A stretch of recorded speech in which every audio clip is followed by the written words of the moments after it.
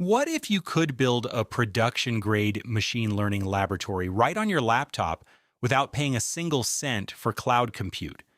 In this video, we are going to deploy a complete near zero-cost local MLOps environment using a Kubernetes cluster powered by Kind. We won't just talk theory. I'm going to show you exactly how to spin up JupyterHub as your collaborative Python workspace and deploy MLflow as your central hub for tracking experiments and registering models. We'll proxy into our local ports, 18082 for Jupyter and 18084 for MLflow, and write a notebook from scratch. Watch as we connect to Trino to federate a query over an Apache Iceberg Data Lake, engineer new time series features directly in Pandas, and train a powerful XGBoost model.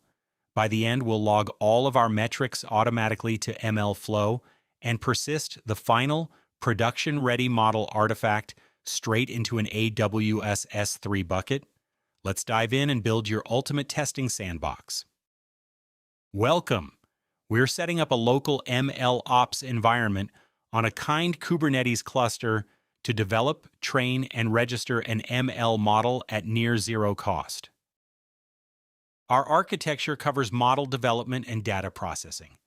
Model development, JupyterHub for notebooks, MLflow for experiment tracking and registry, data processing Airflow for orchestration, Spark for transformation, Trino for distributed SQL queries, storage NFS Ganesha for shared volumes, PostgreSQL for metadata, AWS S3 for artifacts, and Nessie for Iceberg table versions.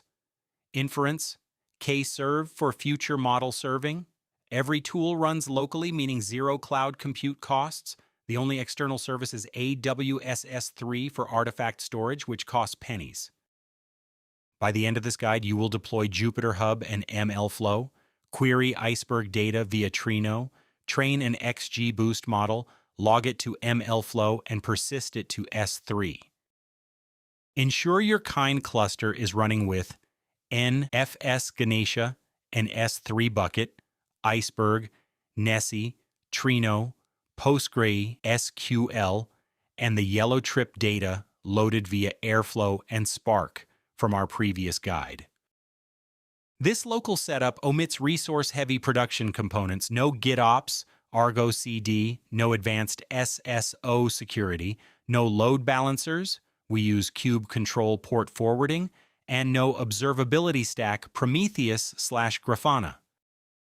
Start by fetching the JupyterHub Helm chart and exporting default values. Deploy two NFS-backed persistent volume claims with read-write many access. One for a shared workspace, one for dataset storage. Apply them using kube control. Next, build a custom Docker image extending the JupyterHub single-user baseline. Our requirements file includes scikit-learn, Pandas, MLflow, XGBoost, Trino, SQL Alchemy, Fast API, and Boto 3. Build and push both AMD64 and ARM64 tags. In your Helm custom values, explicitly enable private IP egress, so notebooks can reach MLflow via internal DNS. Configure the custom image, mount the shared volumes, set per-user limits to 1 CPU and 4 GB memory, and use the dummy authenticator for local access. Deploy using Helm upgrade -- install, port forward to 18082, and log in with admin/password. MLflow tracks experiments and versions models, inspect its Helm chart, and prepare custom values. MLflow requires PostgreSQL for metadata and S3 for artifacts. We reference existing Kubernetes secrets, PostgreSQL-credentials, and AWS-credentials in the values file. Disable MLflow's built-in PostgreSQL dependency and configure S3 as the proxied artifact root under the MLflow-kind prefix. Deploy via Helm and port forward to 18084. Open JupyterHub and create a 4-cell notebook.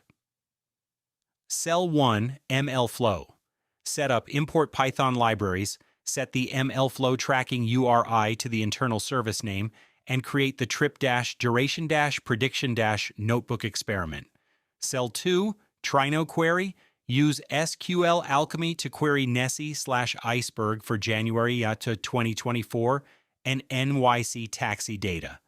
We limit this to 1 month, 2.9 million rows to avoid local memory limits.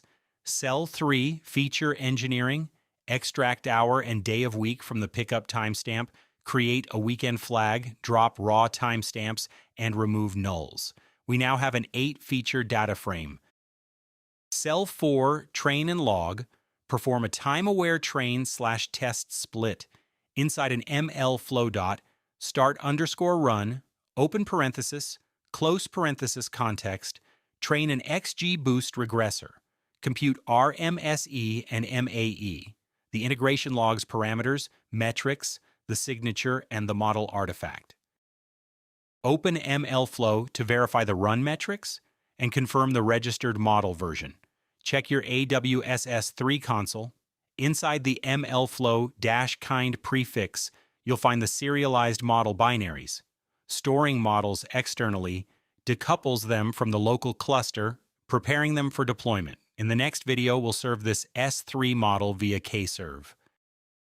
Thank you for watching.